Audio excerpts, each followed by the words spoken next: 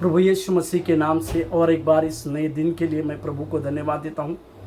आज आप लोगों के लिए उत्साहित करने वाला वचन जो पहला थिस्सलुनीके के पत्री उसके 5वें अध्याय के 9वें वाक्य, पहला थिस्सलुनीके के पत्री उसके 5वें अध्याय के 9वें वाक्य में जहाँ पर लिखा हुआ है, क्योंकि परमेश्वर ने हमें क्रोध के लिए नहीं परंतु इसीलिए ठहराया है कि हम प्रभु यीशु मसीह के द्वारा उद्धार प्राप्त कर सके। हालेलुया। जहाँ पर प्रेरित पौलुस थिस्सलुनीके कलीसिया को एक प्रकार की अहम बातों को करते हुए हम देखते हैं। यहाँ पे यीशु मसीह के दूसरे आगमन की बातों को भी वो जब करता है तो साथ ही साथ यीशु मसीह के आगमन के लिए हमें किस प्रकार से तैयार रहना है इसके विषय में भी वो बात करता है।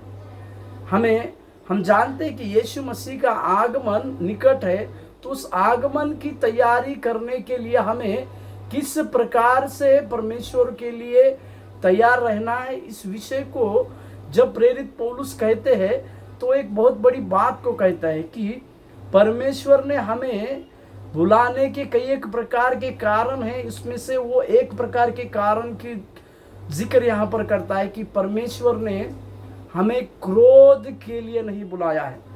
मतलब हमारे ऊपर क्रोध करना है, मानव जाति के ऊपर क्रोध करना है और क्रोध करके नष्ट करना, इस बातों के लिए परमेश्वर ने कभी भी मनुष्य को बुलाया नहीं, परंतु परमेश्वर ने मनुष्य का उद्धार कर कर उसके जीवन में क्षमा प्राप्ति देकर उस व्यक्ति को प्रभु यीशु मसीह के द्वारा उद्धार प्राप्त कर कर नया जीवन देकर अनंत काल का जीवन देने के लिए ही परमेश्वर ने बुलाया है।